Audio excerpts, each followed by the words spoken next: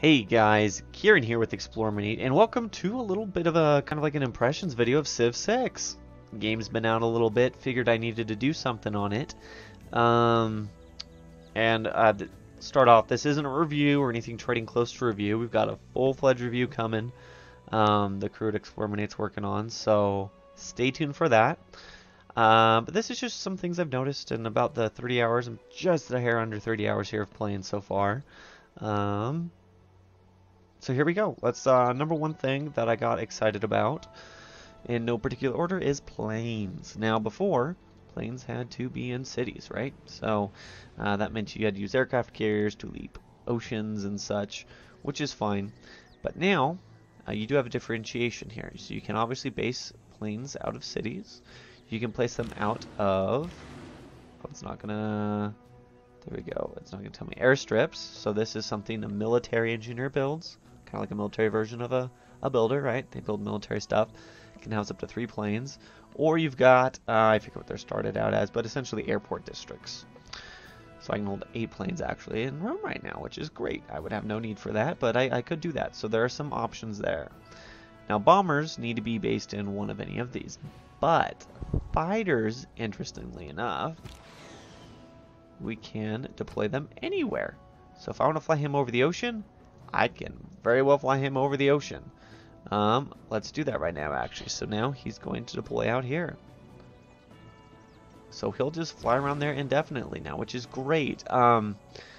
This allows fighters to provide anti-air support as well as some attack because they are better against land units than bombers,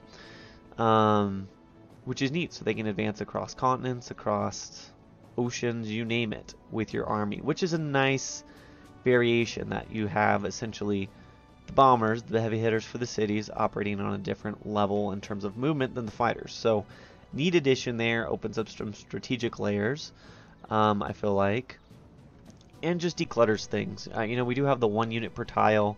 They can actually share a tile, as you see right here, with my infantry. Now, I guess I've never had this happen. I don't know if someone just walks up if they kill the plane, but regardless, you can base them out of pretty much anywhere. They just land and do their thing, which is nice. Declutters the whole 1 unit per tile to a degree between planes. Another thing I like here are observation balloons. These guys actually get built a little bit earlier. What they do, they allow your bombard type units, so artillery, to shoot an extra square. Hex, wow, this is not square based anymore. Anyways, so normally they could shoot 2, 1, 2. Oh great, you can't hit it. But because I have an observation balloon, lets me hit the city, which is cool. Now observation balloons with mobile, is it mobile artillery they call them? Whatever the future era is, they haven't changed the name there, would allow you to use shoot 4. Now there's a couple things why observation balloons are necessary. Cities can shoot, and they shoot at like their strength, it seems like, in terms of their attack. So they seem to prioritize artillery. So even with the range 2, they will take your artillery out, and there is no way I would be taking this city with this guy. If we see here, I would do a little bit of damage to the defense, and my infantry would just die. So cities are very strong now. I've actually utilized the bombers here to take these cities. This first city I took with my battle fleet of I don't know, like 8 battleships or something, and then bombers have allowed me to take over to here, a city next turn hopefully. But yeah, observation balloons are neat. It is a support unit, and I know I was reading before launch a little bit about, oh, you just have corps and army, so basically a corps has 10 more strength than an infantry, and an army has oh yeah, that's not what I wanted to do, 20 I believe. I don't actually have an army to test that against. They're multiples of, they're not multiples of 10, but they're additions of 10, so it's pretty significant actually. I am still going back and forth over if it's better to have multiple units hitting at 70 or a unit that's at, say, 80 or 90. No, I'm talking about the combat strength, right? Again, base infantry is 70. A corps is going to be 80, an army would be 90 in this case. Still going back and forth because of the production differences here. For example, in this town, if I wanted to make so 5 turns for 1 infantry, 8 for a corps, and 12 for an army. So for 20 more damage, it would literally take twice. That garbage thing. Yeah, that's how you know it's me, not an imposter, because that always happens. I don't think it's necessarily worth it, but if you have a lot of production and you're just bored, why not? Feel free to comment in the video if you found why it's useful to have corps or armies, but for me, I'd rather just have this banned. But regardless, back to what I was saying, observation balloons, support unit, allows your artillery not to die. Now, there is another type of support unit. I mean, there's a few.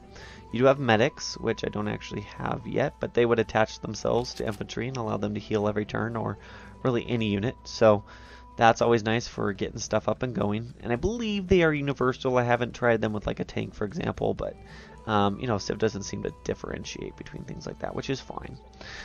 So those are 2 pretty neat changes so far, both combat based. The last one I will point out is bombers can drop thermonuclear or just old school nuclear devices, neither of which I have. But that's kind of cool. So as well as the anti-air and things are built specifically to combat the dropping of nukes on your empire. So haven't had a lot of time to play with that, but look forward to it at some point. So there's some military options in terms of the way cities work and districts work. I do like the system of districts. The reason for that, and part of this I do owe to various Reddit threads, no particular one, but can't take credit for this. Most of your science actually comes from districts, and your culture is coming from theater districts, and so on and so forth. So let's click on Rome, for example. If we go to the science, you see there's 16 from buildings, 13 from population, and then 10 from the campus. So in all reality, of the 43 there, 16 and then the 10, so 26 of it is from just my district there. And then about half of that is from population. So it seems to allow you to go tall to some degree. I don't want to get too much into this, but there seems to be a multiplier in terms of the number of districts you have. So the wider you go, the longer it takes to build stuff. But it is a simple system. It does provide for some level of strategy, because if I were to destroy campuses or something, you could really hurt an opponent. Even if you don't take their towns, you could set them back scientifically. The only downside is I can't move them. I'm sure that'll be modded or something, but kind of a minor complaint. You start figuring out. This is only my second playthrough, so I'm sure things are maybe not optimally laid out, minus the Colosseum. It is awesome to see these like wonders here and things. You got the Great Lighthouse over here. It's pretty nice. Let's jump over to my next favorite thing. My next favorite thing here, government. This is probably actually the coolest addition in my opinion.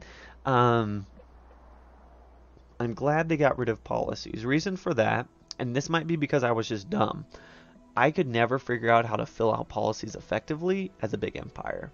And I understand their rationale behind that in previous games, but it sucked if you wanted to just like go crazy and take over the world, that you just were like, well, we're gonna have our policies from the Stone Age. Policies, if you're not aware, I would need gold, which I'm currently losing it because I'm waging a really expensive war. And I need to get my trade guys back into the game. Anyways, if I had the money, I could spend it to move these cards around. And that's all these are, literally, are cards. With different bonuses. So you have economic, military, diplomatic, and the wild card are just whatever you want. So you unlock these as you go. And I'll break down the 2 tech trees, how I like that here in a little bit. But right now I'm focused on trade routes. So I'm getting 100 more science from my campus district buildings. So libraries, universities are more. There's variants of these for 100% theater square district adjacency. Oh no, that's an adjacency bonus. Where are we looking? Adjacency. Adjacency. Well, hogwash. I've seen that before. Anyways, there are other ways you can vary this, but it lets you customize your gameplay a bit, and it can be very useful. So, for example, I had the 50% discount on unit upgrades when I upgraded all my guys from the Stone Age up to, like, industrial era military, right? Paid a little bit of gold, popped that in there, easily saved myself money. And of course, you can specialize towards wonder construction, specific unit construction in terms of bonus production for industrial era naval units. So I actually use press gangs in conjunction with this wonder, the Venetian Arsenal, which allows me every time I build a ship anywhere, it constructs 2. So I very quickly churned out a fleet of about 12 or 14 battleships. Or they were frigates. I upgraded to battleships, which was neat. So there's a very basic example of synergy, but it goes a lot deeper than that. Besides the policies, you do have your government, which you have start off as a chiefdom, and then you advance, and you can eventually change. Now, you notice they have different allotted slots. So a fascist government type allows you to have 4 military, while democracy only has 1 military options. They are all balanced around, this is like tier 1, 2, 3, I guess your default, I call that 0 tier. They all have the same number of options, it's just where they're allotted, right? So democracy could potentially, how do I put this? Output economically the best, I think, because you have your 3 economic policies as well as 2 wild cards, so you could load 5 in there. As opposed to a fascist government, you could put most load 3 up there, right? But you're going to be super heavy on the military. Now that doesn't mean you're going to be at an economic disadvantage, because there are things like pillaging gains doubled. So if your pillaging as you're going is a fascist, like, you could still make a ton of money. And I mean, pillaging pays a lot. It does scale with eras, it seems like. So these provide a lot of options. It's not so pigeonholed as before. I remember in Civ 5, let's say I went fascist or communist is probably most common in like the production. There were certain things that were just always like best in class, right? It's the same issue you run into anytime there's a talent tree in like an RPG or any kind of system. With this, at least, they have a lot of options, and they feel like good options. Now, obviously, where I'm going for a scientific or the victory right now in a roundabout way, I'm never going to grab the theater adjacency bonus, right? So that's never going to be a good option. But honestly, there's a number of these that would be helpful. Housing, I was taking at one point before I had neighborhoods. Amenities, I probably should take right now because I have about -1 happiness everywhere because of lack of that. Things to that level. And then the final thing with the governments you have, there are specific bonuses, so extra trade routes, less gold to buy great people, more defense, stuff like that. But they have these things called legacy bonuses. So right now, is it 15 turns? What's it going to tell me that?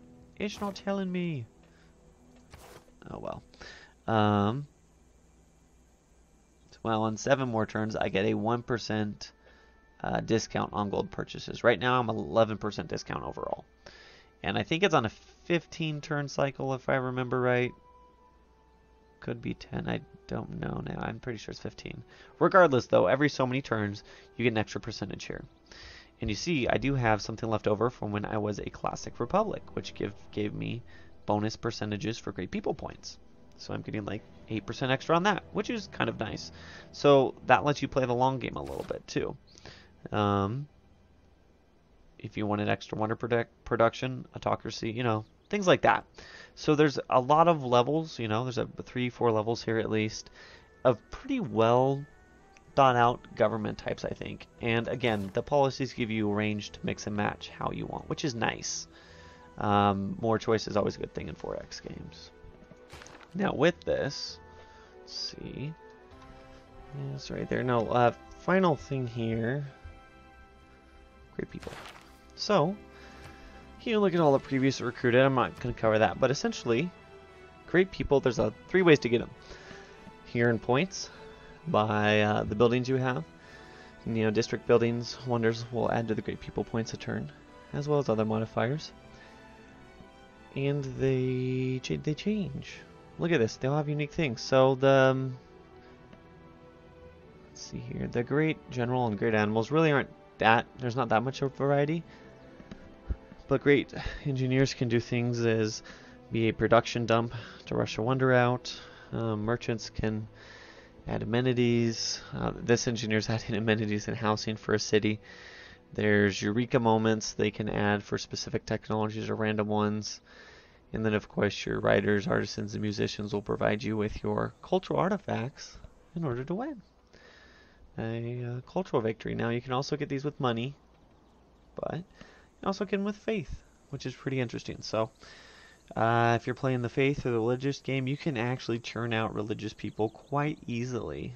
But if you want to kind of hold back on maybe a push, if you're focusing more military and you're not buying as many missionaries for a while, dump that into Great People. And their variety is really nice. So there is that. So there's just a few things different, new, and fun about Civ 6. So let us know what you guys are thinking about the game. I'm having a lot of fun.